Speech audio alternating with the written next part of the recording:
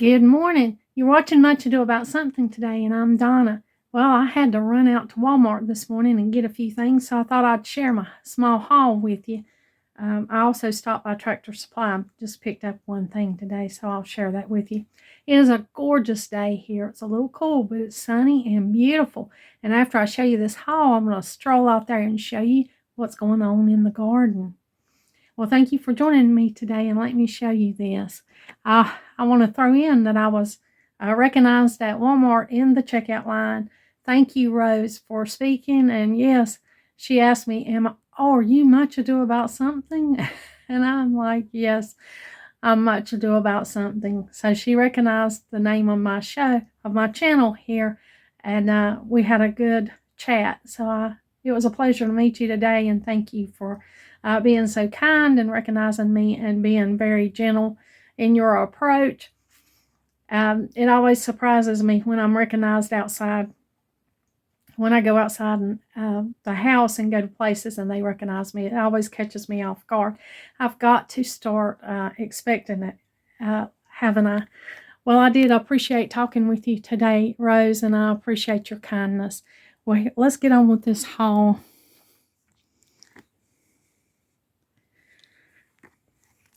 I am still working on my flowers here. Right here's the ones I'm still working on, and I ran out of little flowers, so I had to get 2 bunches of these at Walmart. As you can see right here in the corner, I've got those white flowers on those stems, and it looks a little thin there in the middle, so I thought I would probably do about 2 more branches, so I had to pick up some more flowers for that. I've already started them right here, but I ran out, so I just went ahead and picked up 2 of these. And let me see how much they were here on the receipt. They were $3.47 each for these stems of little bunches of flowers. And of course, to have more impact, I collected branches from my son's dogwood he brought out here. And I plucked these off, and then I hot melt them to the real branches. And I love the way that looks. But I got 2 more bunches of these at $3.47 each. I got some of these. It seems like the ones that I have are kind of thin. And I was looking at all the stuff there in Walmart, and I thought these were so heavy duty, so nice for the price. I think they were, let me check on my Walmart receipt here.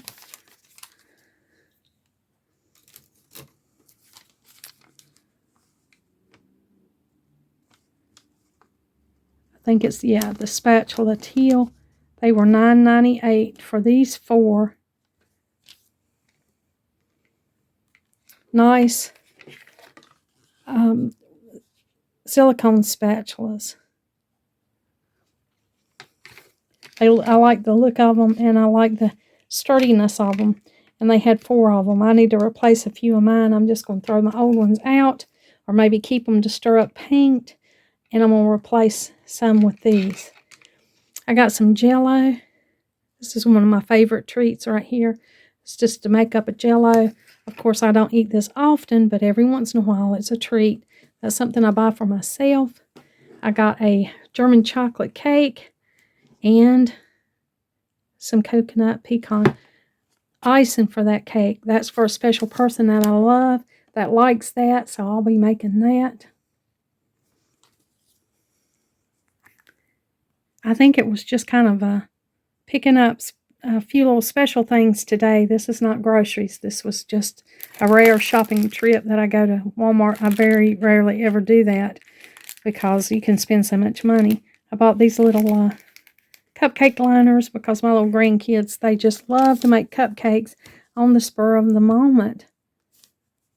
And I think it was, those little liners were $1.12. The cake mix was $1.68, and the frosting was $2.24, and the pudding was $1.48. I did buy a gallon of milk. It's in the refrigerator. I couldn't leave it out any longer, and the gallon of milk from Food Line was $2.93. I got this little thing right here. I have some really nice tripods, but they're for cameras, and I'm finding that I use my phone to film more than I do a camera. So I bought this little mount for $9.98 that should go on my tripods, and I should be able to use my phone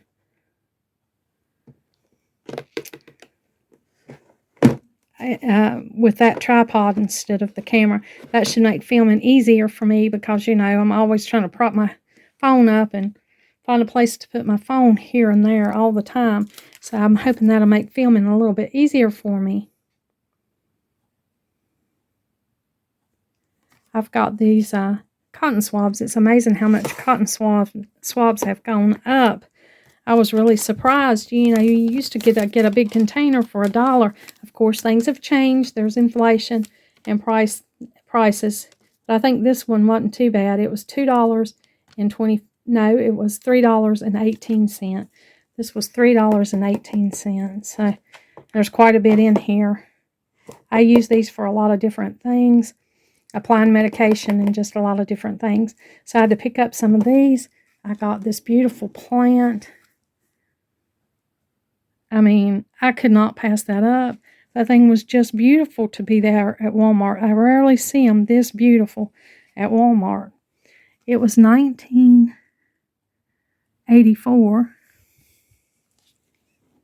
for this beautiful plant. So I brought it home to add to my collection. It was already so beautiful and looked so happy I couldn't resist it. So I got it. And so that's my Walmart haul for today.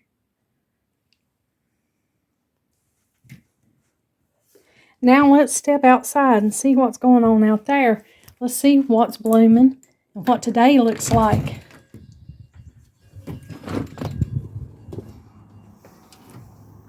I had to put my little bay leaf tree that I bought at the greenhouse, I had to put it on the porch because it got down below freezing here. And when I bought this, she told me not to let it get down below freezing, to put it up and keep it covered because it would just freeze this and all these leaves would turn brown. So I listened to her and I put it up here under the little overhang here on the porch so that it was covered up and it was a little closer to the house. And look at the new growth that's coming out on it.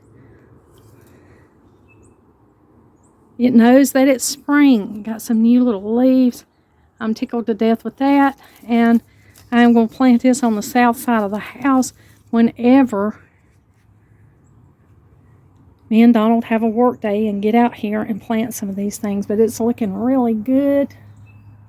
We pulled the tea bushes up here close to the house. I've got to water them. They are root bound in their pot, and so me and Donald, we have to get these in the ground as soon as we can. Now, we've been working really hard so that these tulips do not freeze. We have covered them up whenever it got below freezing or whenever the temperatures were really low, and it looks like the tulips are faring well. They're doing beautifully. So they're out here just showing off. We've gotten out here and got a sheet and covered them up every night that it was supposed to be freezing or below freezing to keep these blooming, and they haven't disappointed. They have been well worth it.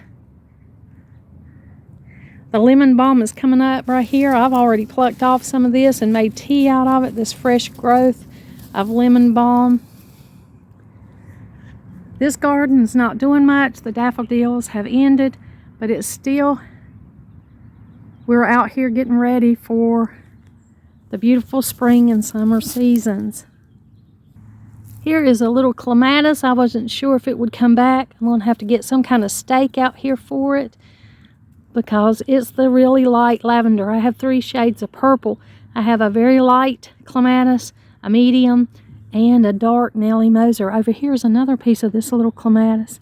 So I'm going to be sure and baby that so it can grow big. And over here in this other section of garden, I've already had to hose out. I've had to water some things this spring. I try to keep this tree watered, this arborvitae, because it's in this container, and I hate for it not to have what it needs. But as you can see in the garden, the irises are blooming. And I love the irises. They're beautiful. They're lovely. You see my shadow? Sorry about that. But you can see this little patch of irises blooming. They don't bloom for a long time, so I try to enjoy them while they're out here. I love this color in particular. I'm not sure where these come from. They probably came from a friend. A lot of things in my gardens have been gifts over the years from friends and family. I see the peonies starting to bloom, to bud out and to grow, the green peonies. The little fig tree looks like it's doing good. I've got to be careful to make sure it gets enough water over here because it's kind of in a dry area.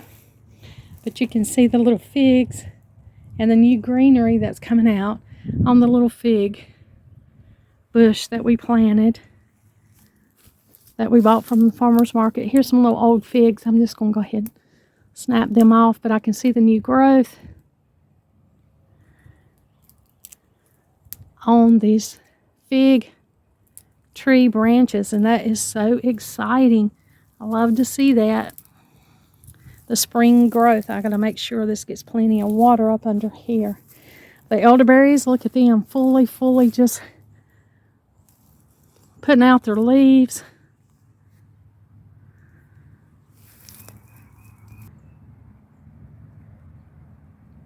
I've got to get out here and start working with the hanging baskets and the garden area. We always add compost at this time of the year to our garden, and so I've got to make all the plans for that.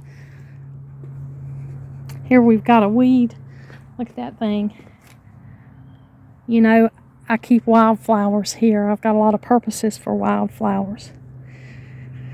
So I have some in my garden. There's a few little grape hyacinths blooming, not too many. I used to have a lot of these, but over the years, I guess they've just thinned out as I've cultivated, moved stuff around. That clematis is having beautiful spring growth. The rose bushes are looking good. They're full of fresh greenery, and that is really pretty. There's periwinkle flowers on this ground cover we've got right here on the end of the garden. Love those beautiful flowers. The knockout rose, it came back in full force. This is a lot of bang for your buck if you're looking for a rose bush that blooms early. There's already some buds here that's getting ready to open up, and it blooms until frost. So this has been a beautiful addition to the garden. I thought about adding more, but I'm so limited on space that I haven't added any more. But I have thoroughly enjoyed this one. We trimmed it back some last year. And here's my beloved little perennial herb garden. Here's the comfrey. It's coming back. I always love to see the comfrey coming back. I've got to divide it this year and get a little patch going in another area in case anything happens to this right here. Now, comfrey's hard to get rid of. It's a really prolific, deep-rooted herb, and it's easy to grow, and it's really hard to remove it when you want to remove it. But should anything get onto this and cause this comfrey to die, then I want to be sure I have backup. So I'm going to get another little space going in a different area so that I'll be sure and have comfrey when I need it. I use that comfrey to make a salve that is really great for healing, and it helps my family and friends. So I got to be sure that I grow plenty of comfrey. Over here's some peonies.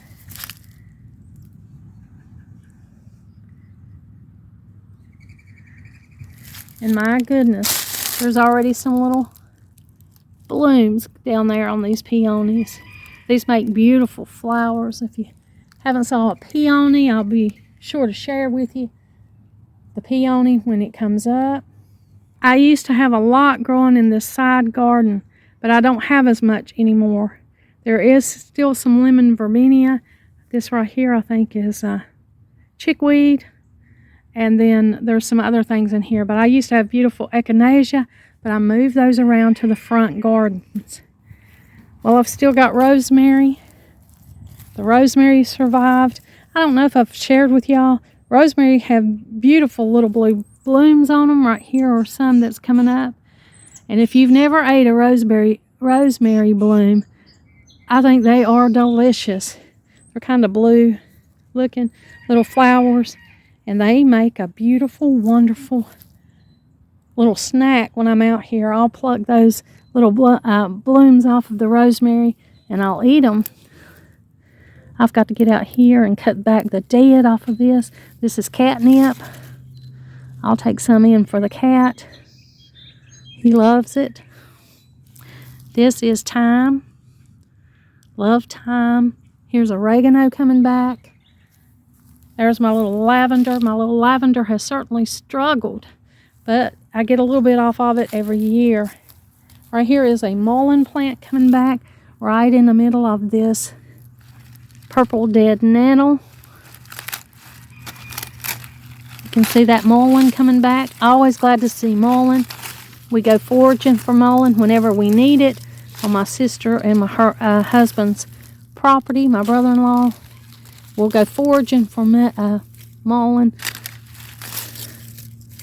Right here it is. It's probably a second year rosette. This mullein. Glad to see that in my perennial herb garden. Here is sage. Some sage coming back. There's another little mullein. I don't know if you can see it over here. Right here. Another little rosemary. There's more pineapple sage right here, I'm thinking. And that's about it. Over here's another little patch of oregano. Now I am needing some places to plant some different things this year, some flowers that I'm going to use. Here's some little violets. And if you have enough of these, you can make violet jelly. It is beautiful and tasty, but I don't have enough of them to make jelly. I just have a few here on this little patch. Here are some dandelions, and you know how I feel about dandelions. What a great liver cleanse. What a wonderful plant. People just think it's a weed, but it has wonderful properties. Over here's a few more little violets.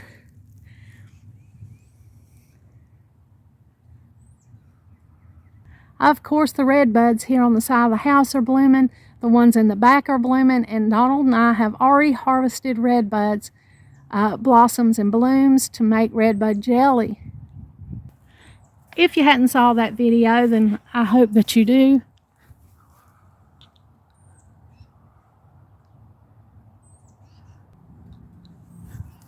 I hope that you watched that video where we harvested our red buds and we're making the red bud jelly. It may not yet have posted, but I do have one on how to make red bud jelly in my videos. If you want to look that one up and watch it, that's a great thing. If you've never tried red bud jelly, it's such a treat. Well, that's about what's going on around here in our garden today. Not a lot. Had a little Walmart haul and showing you what's going on in the spring garden, the early spring garden. Now we'll be doing a video soon on starting our seeds. I'm in no hurry to go ahead and start those seeds because it's of my train of thought is it's better to start them a little bit later and not lose them, because over the years where I live, I have started seeds early so many times only to have them freeze or something happen to them and they never make it to the garden. So I've learned to wait a little bit. Doesn't bother me a bit.